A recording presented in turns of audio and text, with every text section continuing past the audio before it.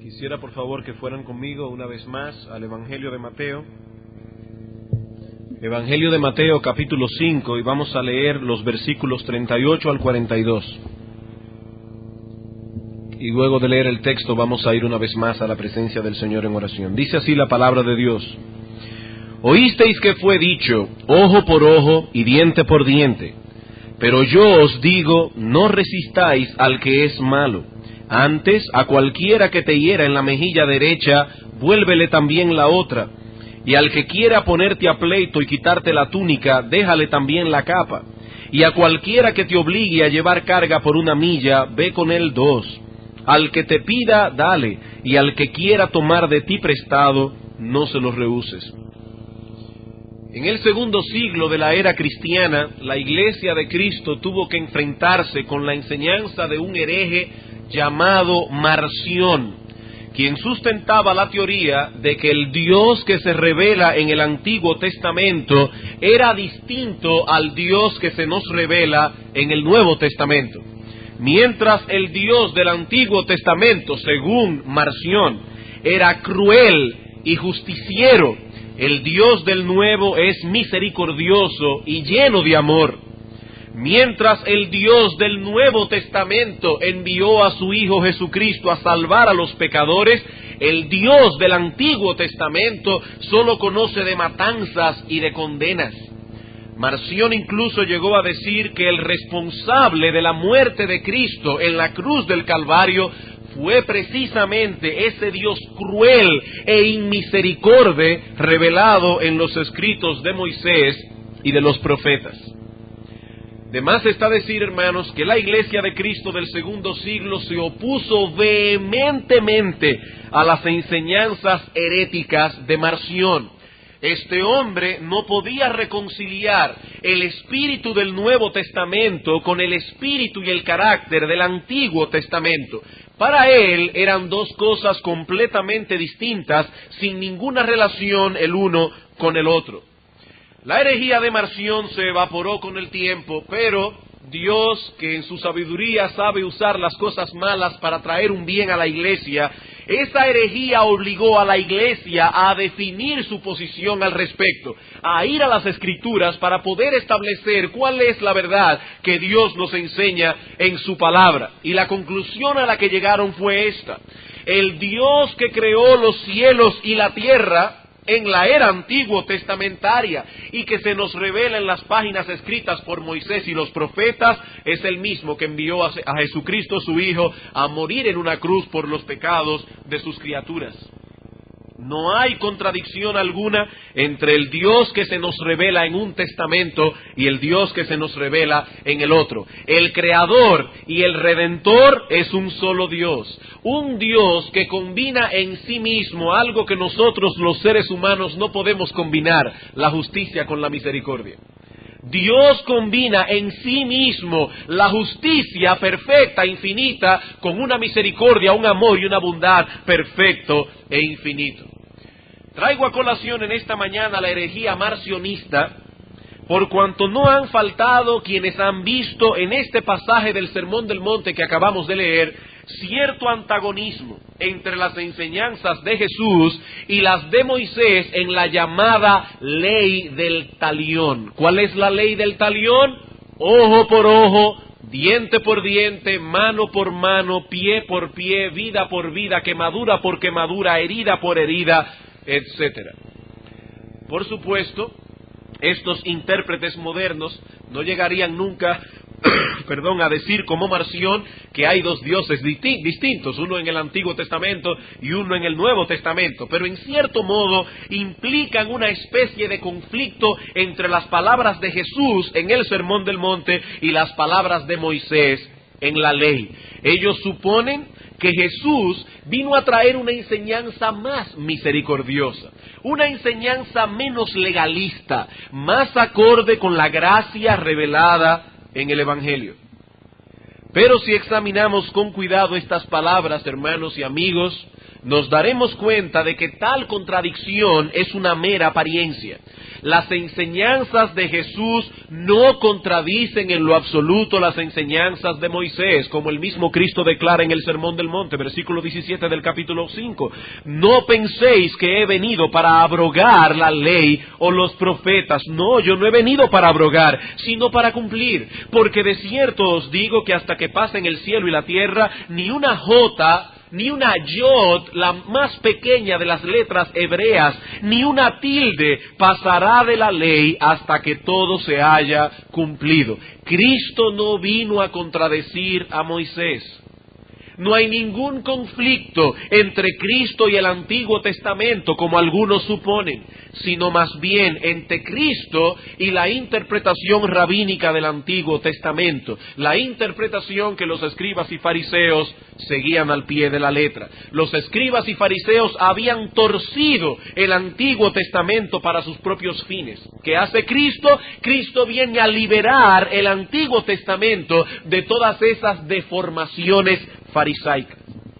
La semana pasada nosotros comenzamos a estudiar este pasaje del Sermón del Monte, pero por causa del tiempo nos limitamos a ver dos cosas. Primero, a establecer algunas pautas generales que nos sirvan de ayuda para la correcta interpretación de estas palabras. Solo las voy a enumerar. Dijimos en primer lugar, en cuanto a estas pautas generales, que esta sección del Sermón del Monte no fue dada con el propósito de constituirse en un código de conducta que regule la manera en que las naciones deben lidiar con el mal. Recuerden lo que decía el escritor ruso León Tolstoy, que basándose en estas palabras decía que las naciones no debían tener soldados, no debían tener policías, no debían tener magistrados. ¿Por qué? Porque nosotros no debemos resistir el mal. Pero hermanos, es obvio que no es acerca de esto que Cristo está hablando aquí. Este no es un código de conducta que regula a las naciones en su trato con el mal. En segundo lugar, dijimos la semana pasada que esta sección tampoco es un catálogo detallado de cómo debe actuar un cristiano en toda circunstancia al tratar con aquellos que desean hacerle daño. Eso lo veremos más ampliamente en este mismo sermón. Y en tercer lugar dijimos que esta sección tampoco debe ser interpretada de tal manera que nulifique otras partes de las Escrituras. Dijimos que este es el texto favorito de los pacifistas, que dicen que ninguna nación debe hacer guerra contra otra, aun cuando su soberanía nacional esté injustamente amenazada. Pero hermanos, tampoco podemos tomar este texto para apoyar tal idea. Luego de haber establecido esas pautas generales de interpretación, nosotros pasamos a considerar cuál es la enseñanza de Moisés a la que se alude en nuestro texto. ¿Cuál es la enseñanza de Moisés en la llamada ley del talión? Ojo por ojo y diente por diente. Y la enseñanza de Moisés básicamente es esta: todo criminal debe ser castigado de acuerdo al crimen que ha cometido. Todo criminal debe ser castigado de acuerdo al crimen que ha cometido. No se le debe imponer al criminal un castigo que fuese mayor que el crimen, pero tampoco se le debe imponer un castigo menor. Es ojo por ojo, diente por diente. Esta ley del talión perseguía tres propósitos básicos. En primer lugar, proteger al débil contra el fuerte.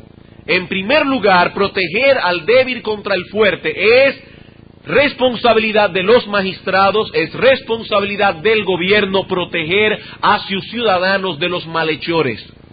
En segundo lugar, esta ley tiene como propósito frenar el avance de la maldad en el mundo. Cuando a los malhechores se les da de su propia medicina, eso hace que los demás también teman. Cuando un individuo asesina a otro y ese individuo es llevado delante de una plaza pública y fusilado, eso le da temor a los demás. Eso es lo que dice Deuteronomio capítulo 19, versículo 20. Moisés aplica ojo por ojo y diente por diente. ¿Para qué? Para que los demás escuchen y teman y no vuelvan a hacer una maldad semejante en medio de ti. Y en tercer lugar, esta ley fue promulgada para proveer a los jueces una norma equitativa de justicia, de modo que el criminal sea castigado de acuerdo al crimen que ha cometido. Pero hermanos, nunca se pretendió que esta ley fomentara un espíritu vengativo entre los judíos. Nunca. La ley del talión debía ser aplicada por los jueces de Israel. Fue a ellos a quienes Moisés se dirigió al promulgar la ley, no a los individuos. Vamos conmigo una vez más a Deuteronomio capítulo 19 para que podamos ver esa enseñanza en la ley de Moisés. Deuteronomio capítulo 19, versículos 16 al 21.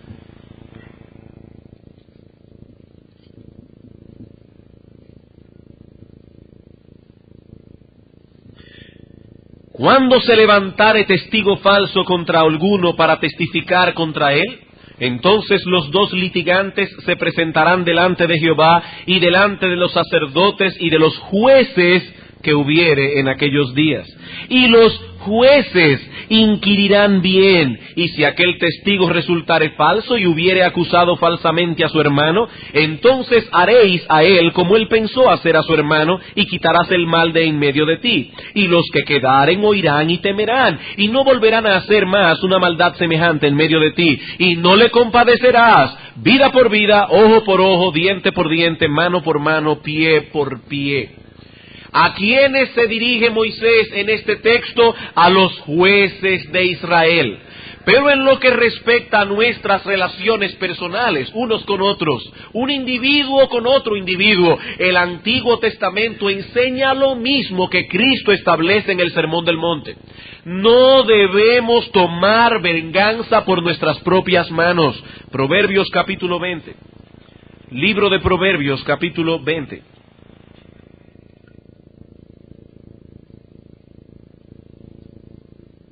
La enseñanza del Antiguo Testamento no es contraria a la del Nuevo Testamento. Versículo 22. No digas, yo me vengaré. Espera a Jehová y Él te salvará. Ese texto está en el Antiguo Testamento. No digas en tu corazón, yo voy a tomar venganza. Proverbios capítulo 24, versículo 29. No digas.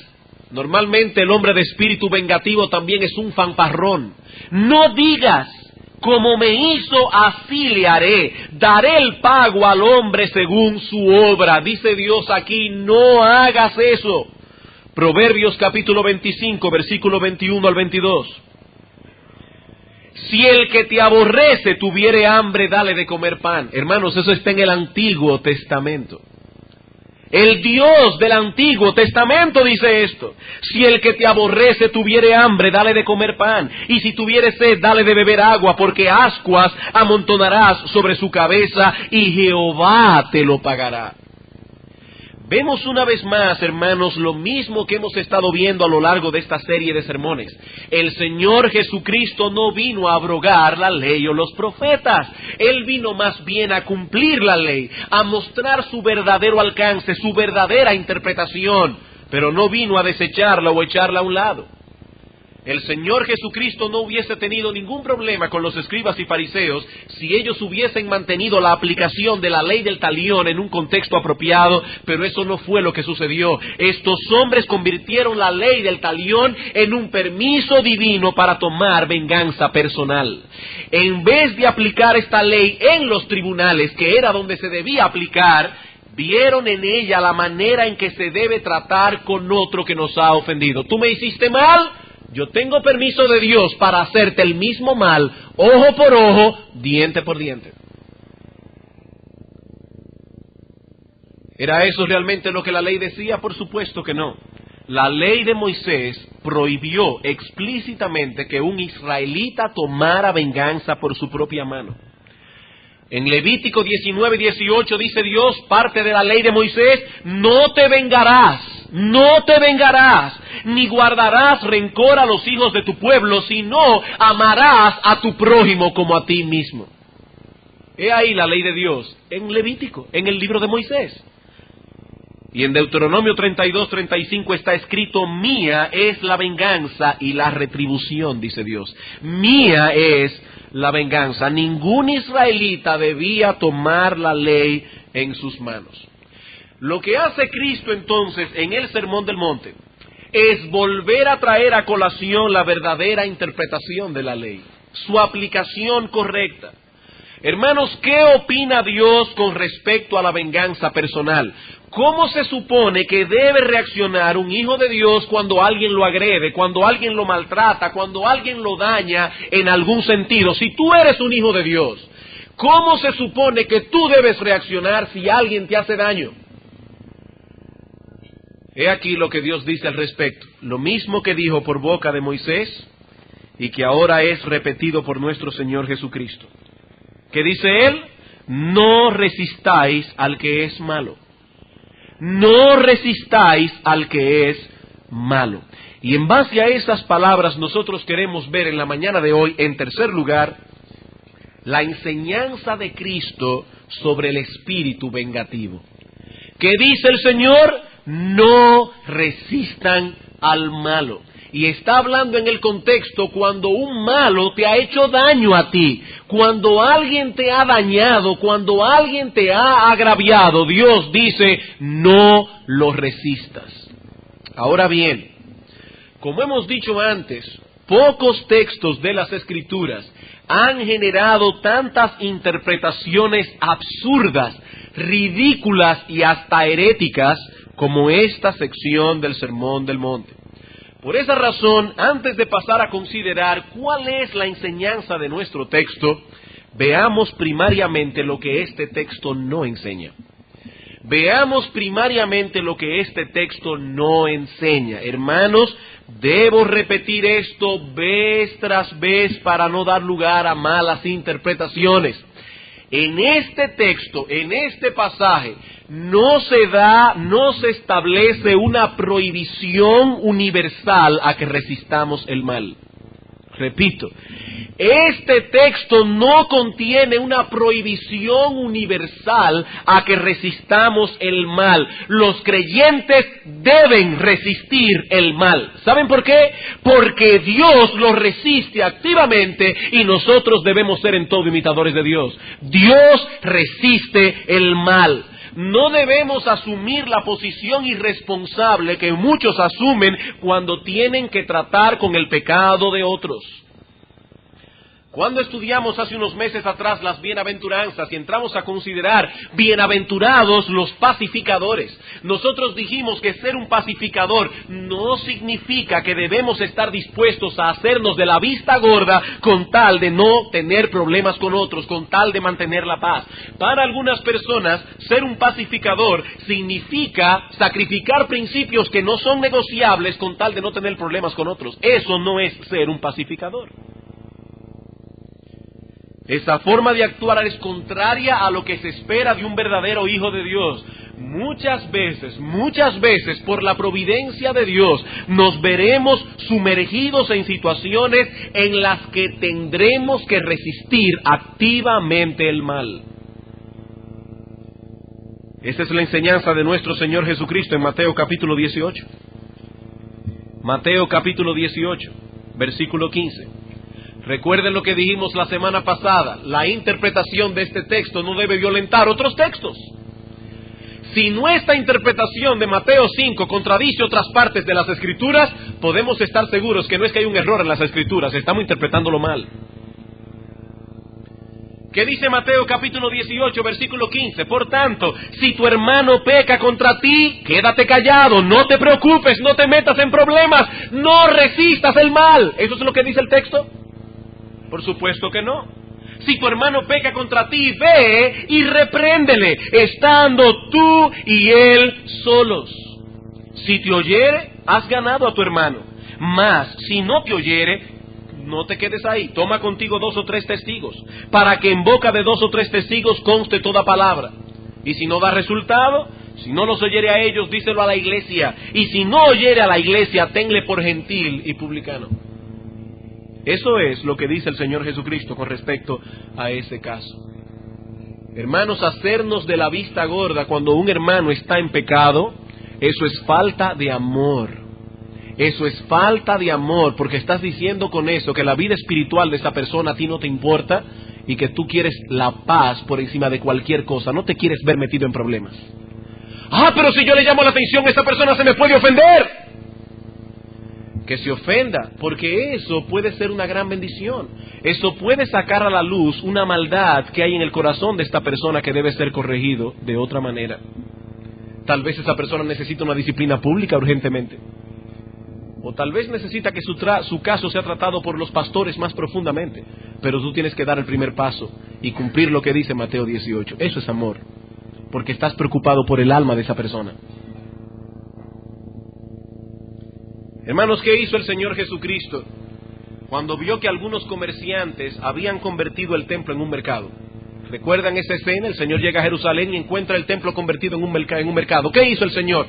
¿Resistió activamente el mal o se limitó a lamentar la situación? ¿Qué hizo Cristo? Tomó un azote de cuerdas y sacó a los mercaderes del templo a fuetazos.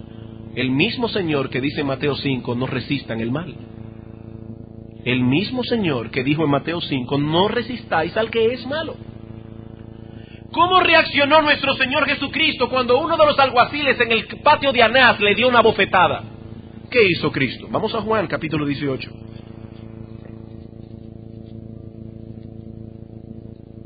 Evangelio de Juan capítulo 18 versículos 22 al 23.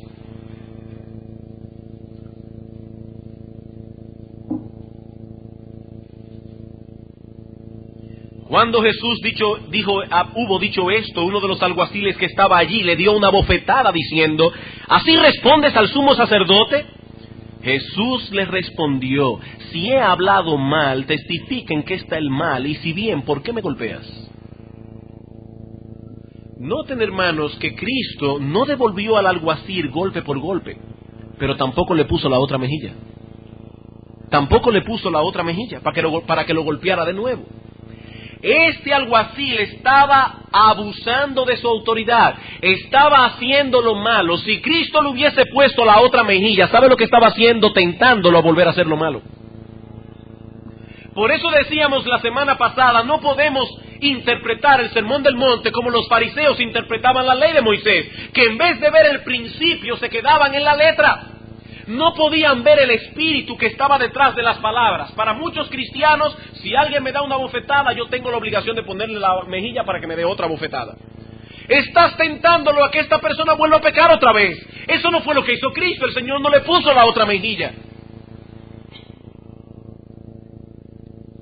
Al hacerle la pregunta que le hizo, el Señor estaba resistiendo el mal. Estaba resistiendo el mal. Le dijo, razona por un momento, ¿por qué tú me golpeas?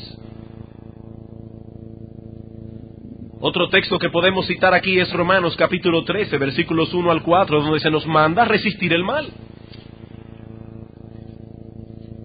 Y es interesante que Romanos capítulo 13, como veremos un poco más adelante, está precisamente después de una sección donde se nos manda a no tomar venganza por nosotros mismos. Dice Romanos capítulo 13, versículo 1 al 4, sométase toda persona a las autoridades superiores, porque no hay autoridad sino de parte de Dios, y las que hay por Dios han sido establecidas, de modo que quien se opone a la autoridad, a lo establecido por Dios, resiste. Si tú te opones a la autoridad, estás resistiendo la autoridad de Dios. Y los que resisten acarrean condenación para sí mismos. Porque los magistrados no están para infundir temor al que hace el bien, sino al malo. ¿Quieres, pues, no temer la autoridad? Haz lo bueno y tendrás alabanza de ella. Porque Él es servidor de Dios para tu bien. Pero si haces lo malo, teme. Porque no en vano lleva la espada, pues es servidor de Dios, vengador para castigar al que hace lo malo. Supongamos que usted llega a su casa una noche y descubre que hay alguien dentro, un ladrón. ¿Debe usted resistir a esa persona si puede? ¿O debe dejarlo hacer lo que le plazca dentro de su casa? Hermano, no solo estás en el pleno derecho de proteger lo que es tuyo, sino que también tienes la obligación de proteger tu familia. La Biblia dice que cuando un ladrón entra en una casa, no entra solamente a robar, sino a matar y destruir. No solo tienes el derecho de proteger lo tuyo, sino que también tienes la obligación de proteger a tu familia. ¿Qué hizo Abraham cuando se enteró que Lot había sido secuestrado? ¿Qué hizo Abraham? Vamos al Génesis, capítulo 14. Abraham dijo, bueno, fue la voluntad de Dios, ¿qué vamos a hacer? No debo resistir al que es malo. Eso fue lo que hizo Abraham, el amigo de Dios, el padre de la fe. Génesis capítulo 14, versículo 14, oyó a Abraham que su pariente estaba prisionero y armó a sus criados, los nacidos en su casa, 318, y los siguió hasta Dan. Y cayó sobre ellos de noche y sus siervos, y les atacó, y les fue siguiendo hasta Obal, al norte de Damasco, y recobró todos los bienes, y también a Lot, su pariente, y sus bienes, y a las mujeres, y demás gente. Eso fue lo que hizo Abraham. Pero volvamos una vez más a nuestro ejemplo anterior. Supongamos que logras atrapar el ladrón. Lo logras atrapar, lo tienes contra la espada y la pared. ¿Qué se supone que debes hacer ahora? ¿Debes dejarlo ir? ¿O debes más bien llamar a las autoridades competentes para que se encarguen de este hombre? ¿Qué tú debes hacer? El apóstol Pablo dice en Romanos capítulo 13 que esas autoridades han sido puestas por Dios para el bien común. Esas autoridades han sido puestas por Dios para el buen desenvolvimiento de la sociedad. Entregar al malhechor a las autoridades es cooperar y sustentar esa institución divina. ¿Recuerdan ustedes aquella parábola de Lucas 18 cuando el Señor habla de un juez injusto? Que una viuda pobre y desamparada iba continuamente a él y le decía, hazme justicia de mi adversario. ¿Qué hizo este hombre? Actuó con indiferencia, no quiso actuar. ¿Por qué no actuó? Ay, porque era un hombre manso, era un hombre pacífico que no quería resistir el mal. No, hermanos. Cristo dice acerca de ese hombre que no tenía temor de Dios, ni respetaba los derechos de los hombres. Si él hubiese sido temeroso de Dios, rápidamente hubiese actuado a favor de esa viuda desamparada, porque fue para eso que Dios lo puso en la posición que lo puso. Este hombre era un juez injusto. Él es un ministro de Dios, dice Pablo, para proteger al inocente y castigar al culpable. Cuando el culpable no es castigado, se está castigando indirectamente al inocente. Así que no debemos, hermanos, tomar estas palabras de Cristo como si se tratasen de una prohibición universal a resistir la maldad. Ni siquiera podemos tomar esas palabras como una prohibición a defendernos cuando nuestra vida está en peligro. Como decíamos la semana pasada, los ejemplos que usa el Señor aquí son incidentales. No es lo mismo lidiar con un individuo que en un momento de ira y sin razón nos hiere en la mejilla derecha, que tratar con alguien que nos apunta con un revólver y está dispuesto probablemente a quitarnos la vida. En ese caso, hermanos, si tenemos a la mano el poder de hacerlo, debemos defendernos. Debemos defendernos. Y si podemos usar la ley para protegernos y frenar al malvado, debemos usar la ley. ¿O fue que Dios instituyó a los magistrados para que protejan a los impíos solamente? Dice el comentarista John Brown lo siguiente: este mandamiento de nuestro Señor Jesucristo, ilustrado por los ejemplos que trae a colación más adelante, obviamente no pueden ser tomados como una prohibición a defendernos cuando estamos en peligro. Hacer eso, es decir, defendernos, es uno de los más fuertes instintos de nuestra naturaleza. Y él sigue diciendo que ese instinto es la ley de Dios escrita en nuestro corazón. ¿Qué dice la ley de Dios escrita en nuestro corazón? No matarás. Y no matarás incluye proteger nuestra propia vida. Pastor, entonces, ¿cómo debemos interpretar esas palabras de Cristo? Veamos ahora, dentro de ese punto que estamos viendo, la enseñanza general de nuestro pasaje. La semana que viene vamos a entrar a considerar los ejemplos específicos. Pero ahora quisiera tratar de extraer del texto su enseñanza general. Debemos recordar una vez más cuál es el contexto de esta declaración. ¿Qué es lo que el Señor está haciendo aquí? Él está corrigiendo la interpretación farisaica de la ley del talión, ojo por ojo y diente por diente. ¿Cómo entendían ellos esa ley? Como un permiso de venganza personal. Y ahora el Señor quiere hacerles ver que esa ley no debe aplicarse en ese contexto. Los hijos de Dios no deben tomar venganza. Cristo dice aquí, no resistáis al que es malo. Y lo que está prohibiendo es ese espíritu vengativo que nos mueve a desear y a procurar el mal de aquellos que nos han causado algún mal. Ese espíritu vengativo es totalmente contrario al espíritu de amor que se supone que debe gobernar a los hijos de Dios. Nunca, bajo ninguna circunstancia, debemos tomar represalia contra aquel que nos ha hecho mal. Bajo ninguna circunstancia debemos actuar contra otra persona movidos por el resentimiento, no importa lo que esta persona nos haya hecho. No es lo mismo amonestar a un individuo que ha hecho lo malo, como hizo Cristo con el alguacil, movidos por un deseo de hacerle bien, movidos por un deseo de fomentar la justicia, movidos por un deseo de defender la verdad de Dios, de traer a este individuo al arrepentimiento, a una correcta relación con Dios. No es lo mismo hacer eso que descargar sobre él nuestra ira porque nos hemos sentido agraviados por el mal que nos ha hecho. No es lo mismo. Una cosa es defender la verdad, defender la justicia, defender la santidad de Dios. Otra cosa es defender nuestra reputación, defender nuestro yo. Son dos cosas diferentes. Siempre que resistamos el pecado de otros en uno u otro contexto, debemos estar seguros de que no nos movemos porque estamos resentidos, dolidos con alguien, porque eso es exactamente lo que Cristo prohíbe aquí que hagamos. Vamos a ilustrar esto con el ejemplo del apóstol Pablo, Hechos capítulo 16. El apóstol Pablo, junto con su compañero de viaje Silas, no era su esposa Silas como algunos dicen, ese nombre es griego y es un nombre de varón. Algunos dicen, qué encantador esa visión de Pablo en la prisión con su esposa Silas. No, eran dos misioneros.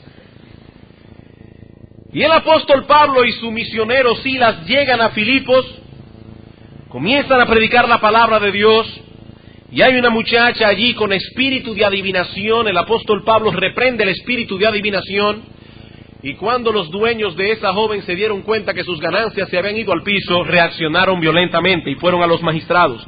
Versículo 19. Pero viendo sus amos que había salido la esperanza de su ganancia, prendieron a Pablo y a Silas y los trajeron al foro ante las autoridades, y presentándolos a los magistrados dijeron: estos hombres, siendo judíos, alborotan nuestra ciudad y enseñan costumbres que no nos es lícito recibir ni hacer, pues somos romanos. Y se agolpó el pueblo contra ellos, y los magistrados, rasgándoles las ropas, ordenaron azotarles con varas. Después de haberles azotado mucho, los echaron en la cárcel, mandando al carcelero que los guardase con seguridad, el cual, recibido este mandato, los metió en el calabozo de más adentro y les aseguró los pies en el cepo. Pero a medianoche Pablo y Silas estaban congeniándose entre sí para ver cómo iban a mandar una carta al Imperio Romano para quejarse por el abuso que se había cometido contra ellos. ¿Es eso lo que dice el texto? No, hermanos. Pablo y Silas cantaban himnos a Dios. ¿Estos hombres no estaban resentidos? ¿Estos hombres no tenían el corazón llenos de amargura? Estos hombres eran verdaderos discípulos de Cristo. Pero ahora veamos la otra cara de la moneda, versículo 35. Cuando fue de día, los magistrados enviaron alguaciles a decir: suelta a aquellos hombres. Y el carcelero hizo saber estas palabras a Pablo: los magistrados han mandado a decir que os suelte, así que ahora salid y marchaos en paz. Pero Pablo les dijo: después de azotarnos públicamente, sin sentencia judicial, siendo ciudadanos romanos, Nos echaron en la cárcel y ahora nos echan encubiertamente, no por cierto que vengan ellos mismos a sacarnos. Oh, pero ahora parece que hay otro Pablo. Allí tenemos a un individuo que no defiende sus derechos. Aquí tenemos a uno que está diciendo, no. Ustedes cometieron un agravio contra mí y ahora me quieren echar como un malhechor, que vengan ellos mismos a sacarnos. Versículo 18. Y los alguaciles hicieron saber estas palabras a los magistrados, los cuales tuvieron miedo al oír que eran romanos. Y viniendo les rogaron, y sacándolos les pidieron que salieran de la ciudad. Entonces, saliendo de la cárcel, entraron en casa de Lidia, y habiendo visto a los hermanos, los consolaron y se fueron. ¿Qué pasó aquí? Cuando estos alguaciles fueron a decir, miren que dicen los magistrados que se vayan tranquilamente, Pablo les dio 4 argumentos que agravaban el error que ellos habían cometido contra Pablo y Silas. En primer lugar, Pablo dice, nos azotaron violentamente. La expresión que usa Pablo allí, o Lucas, relatando el incidente, es una palabra griega que se usa para hablar de los azotes más severos. Nos azotaron severamente. En segundo lugar, lo hicieron públicamente, nos afrentaron delante de todo el pueblo. En tercer lugar, hicieron todo eso sin juzgarme siquiera. Y en cuarto lugar, no tomaron en cuenta que yo era ciudadano romano. Por eso fue que temblaron estos hombres. La ciudadanía romana en ese tiempo valía mucho. Los alguaciles comenzaron a temblar.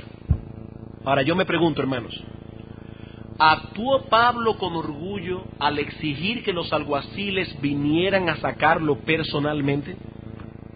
¿Por qué hizo Pablo uso en ese momento de sus derechos como ciudadano romano en vez de poner la otra mejilla? ¿Por qué?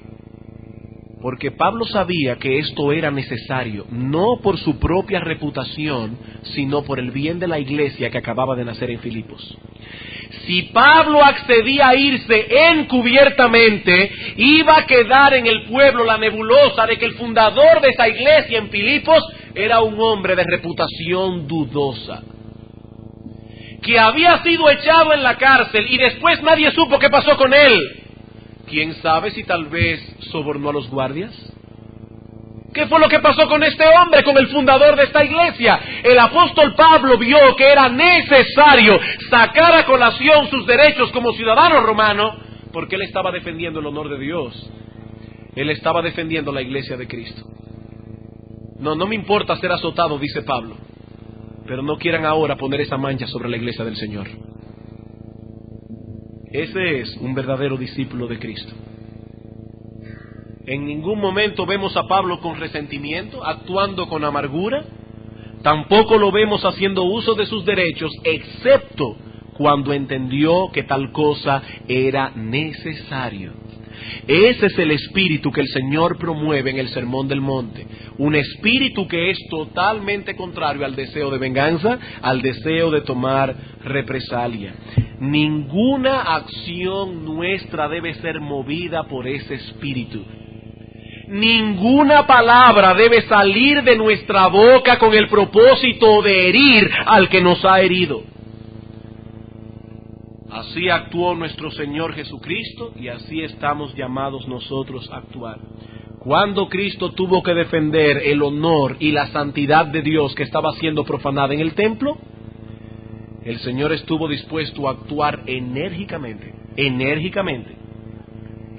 Sin embargo, cuando los soldados romanos comenzaron a burlarse de él y a tratarlo ignominiosamente en el patio de Herodes y en el patio de Pilatos, Cristo no movió un dedo para impedirlo. El Señor pudo haberle pedido a Dios que abriera la tierra como en la época de Datán, Coré y Abirán y que se tragara vivo a todos esos perversos.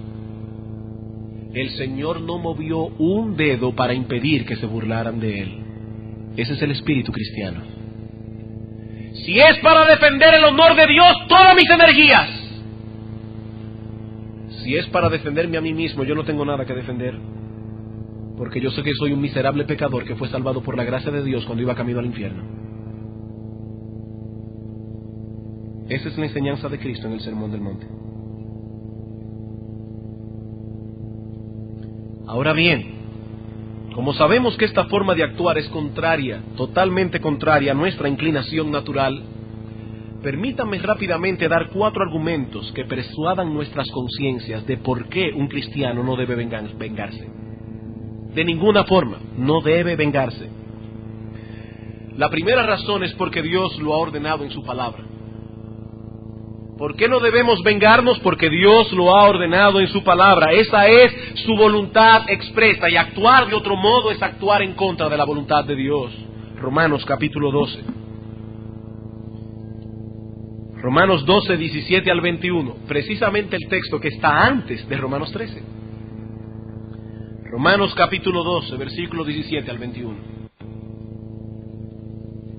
No paguéis a nadie mal por mal.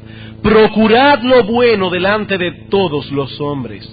Si es posible, en cuanto dependa de vosotros, estad en paz con todos los hombres. No os venguéis vosotros mismos, amados míos, sino dejad lugar a la ira de Dios, porque escrito está: mía es la venganza, yo pagaré, dice el Señor. Así que si tu enemigo tuviere hambre, dale de comer; si tuviere sed, dale de beber, pues haciendo esto, ascuas de fuego amontonarás sobre su cabeza. No seas vencido de lo malo, sino vence con el bien el mal. ¿Se dieron cuenta de algo, hermanos? No es suficiente que nos abstengamos de tomar represalia. Eso no es suficiente. Si somos cristianos, tenemos la obligación de llegar más lejos. Debemos favorecer al enemigo. Debemos hacerle bien al que nos ha hecho mal.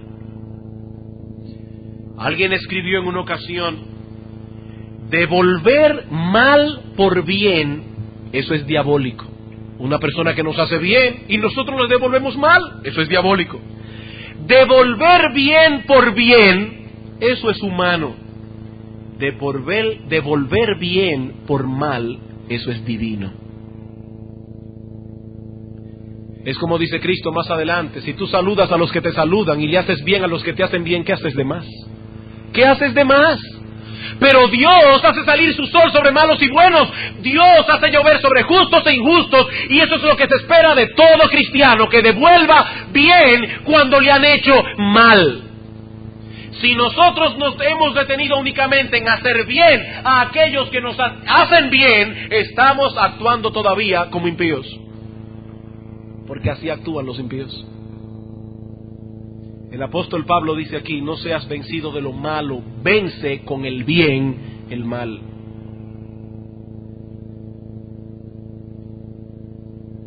En segundo lugar, debemos abstenernos de tomar venganza, porque la venganza le pertenece al Señor.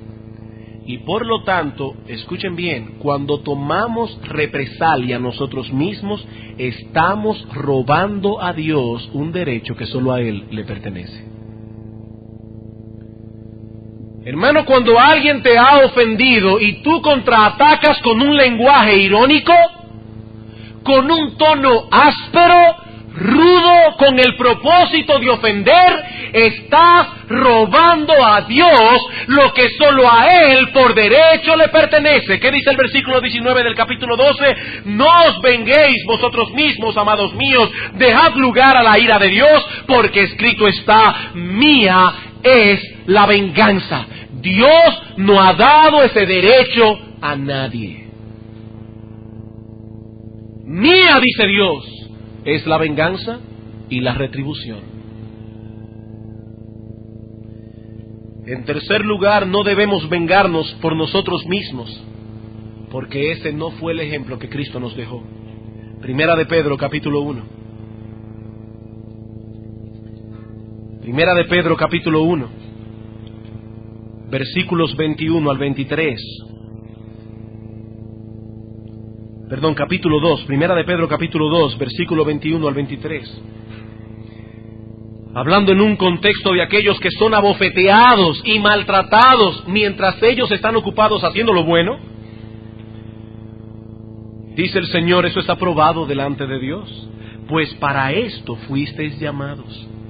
Oye bien, hermano, cuando Dios te llamó a salvación, te llamó también a sufrir injustamente. Eso es parte del precio que hay que pagar por ser cristiano. Y si no estamos dispuestos a pagar ese precio, entonces quitémonos la ropa de esa falsa profesión de fe y vayamos con la cabeza en alto camino al infierno. Pero dice el apóstol Pedro, para eso fuimos llamados. No solo fuimos llamados a salvación, fuimos llamados a sufrir injusticia. ¿Por qué? Porque también Cristo padeció por nosotros, dejándonos ejemplo para que sigáis sus pisadas, el cual no hizo pecado, ni se halló engaño en su boca, quien cuando le maldecían, él no respondía con maldición, cuando padecía, él no amenazaba, sino que encomendaba la causa al que juzga justamente. Las únicas palabras que salieron de la boca de Cristo, mientras era burlado, azotado, escupido y clavado en una cruz, fue: Padre, perdónalos. Ese es el corazón de un cristiano: Padre, perdónalos. ¿Y saben por qué Cristo podía pedir al Padre que los perdonara? Porque Él ya los había perdonado en su corazón. El Hijo de Dios, la segunda persona de la Trinidad, creador del cielo y de la tierra, escupido, maltratado, burlado, golpeado y clavado en una cruz por viles criaturas, y lo único que salía de su corazón era: Padre, perdónalos. Ah, pastor, pero Él era Dios hecho hombre. Yo soy un simple mortal que a veces me dejo llevar por mis pasiones. Amigo mío, ¿sabe lo que dice la Biblia con respecto a los cristianos en Gálatas 5? Que los cristianos han crucificado la carne con sus pasiones y deseos.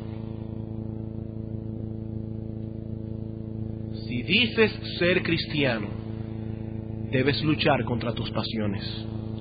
Pedro dice que Cristo nos dejó ejemplo para que sigamos sus pisadas.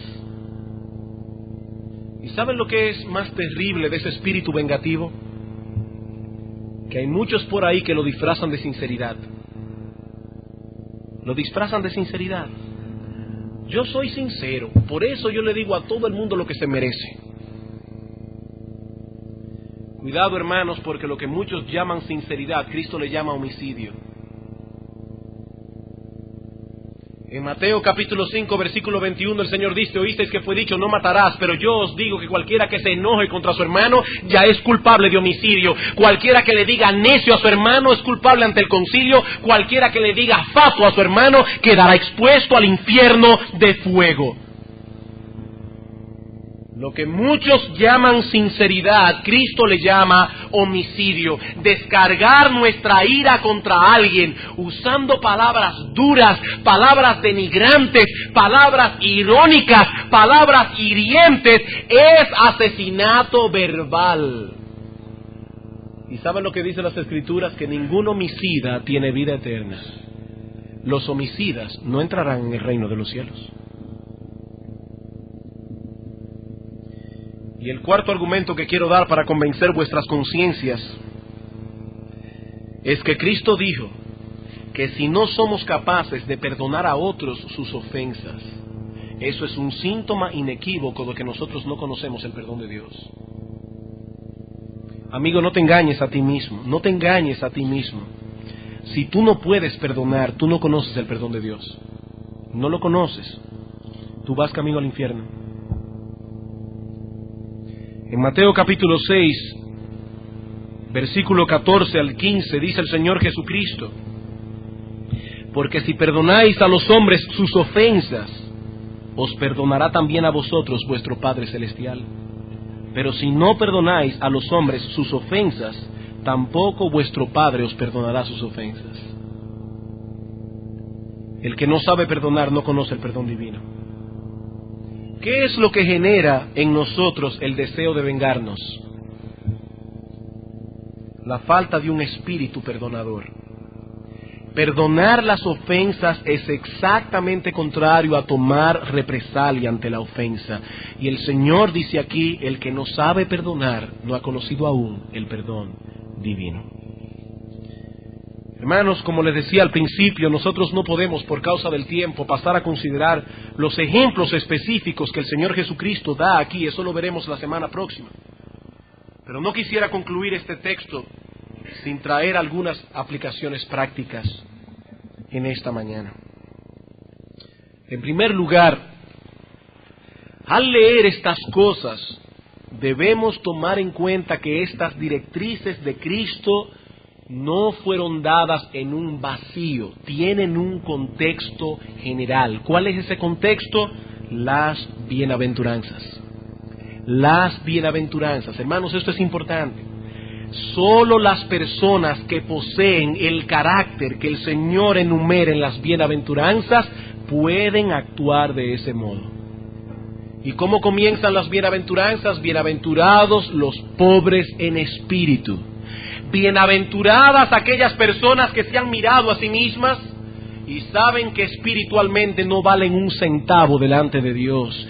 Bienaventuradas aquellas personas que se han visto a sí mismas tal cual son, desnudas delante de Dios, sin nada que presentar delante de Él.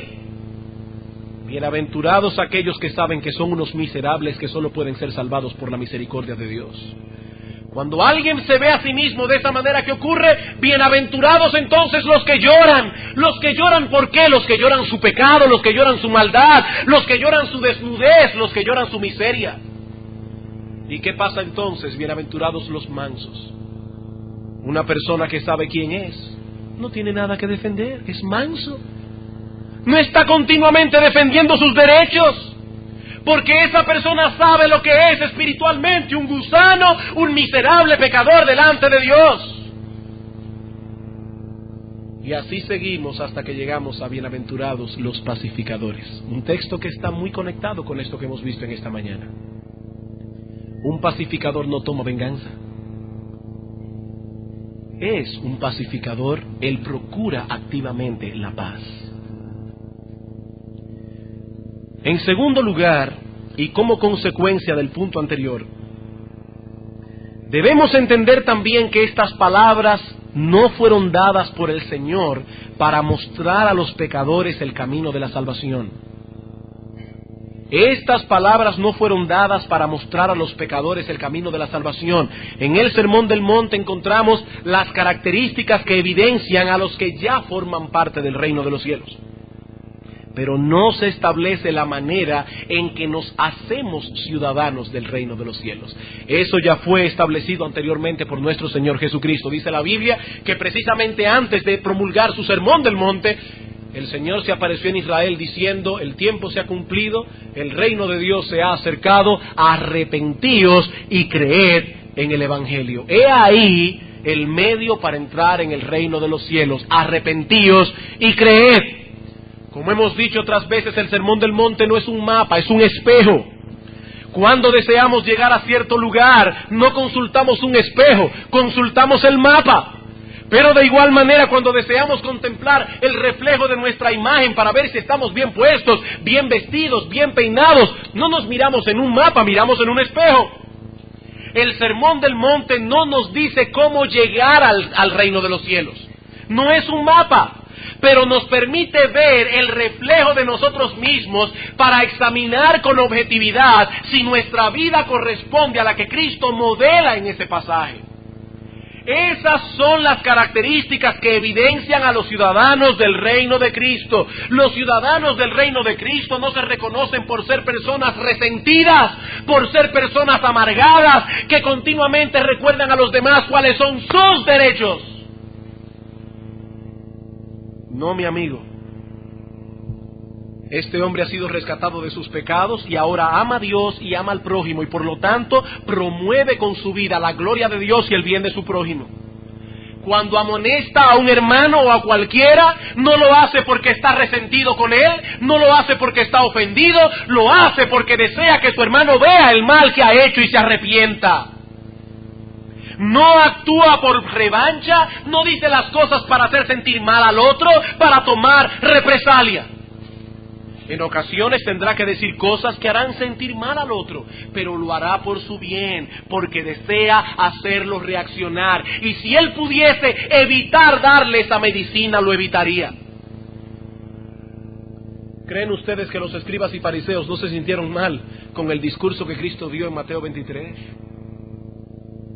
¡Ay de vosotros, escribas y fariseos hipócritas, que sois como una camada de víboras, sepulcros blanqueados que por dentro se veis hermosos, pero por dentro están llenos de huesos, de muerte y de toda inmundicia! ¿No creen ustedes que se sintieron mal? Por supuesto que se sintieron mal.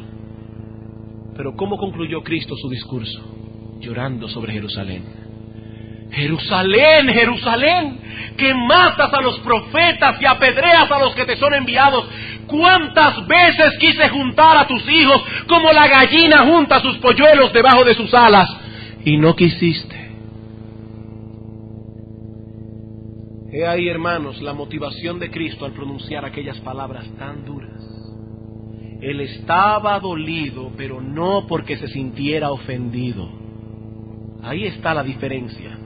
Su corazón sangraba por Jerusalén. El discurso de Mateo 23 no es la descarga de un corazón resentido, lleno de amargura.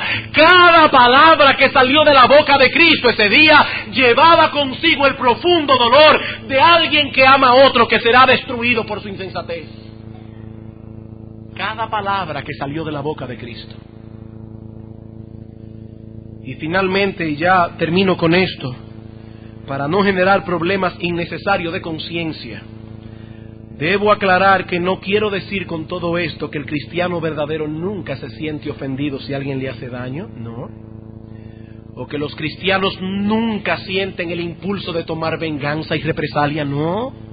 No es eso lo que estamos diciendo. Lo que estamos diciendo es que los que son de Cristo no se caracterizan por actuar de ese modo.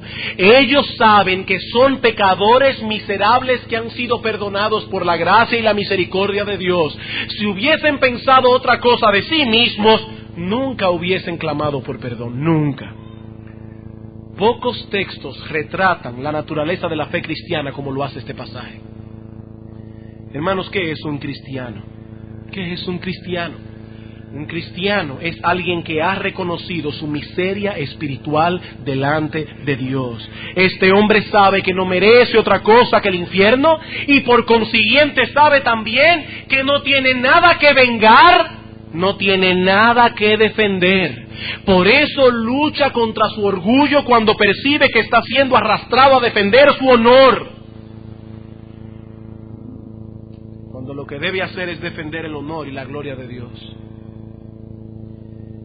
Sí, el cristiano a veces actúa con un espíritu vengativo. No somos perfectos. Pero cuán mal se siente el cristiano verdadero cuando recapacita. Cuán terrible es para él ver que ha actuado con tanta soberbia. Hermanos, el pecado mora en nosotros y por eso sentimos muchas veces lo que sentimos, pero el pecado no reina en nosotros y por eso se espera de un creyente que se comporte no como se comportan los paganos.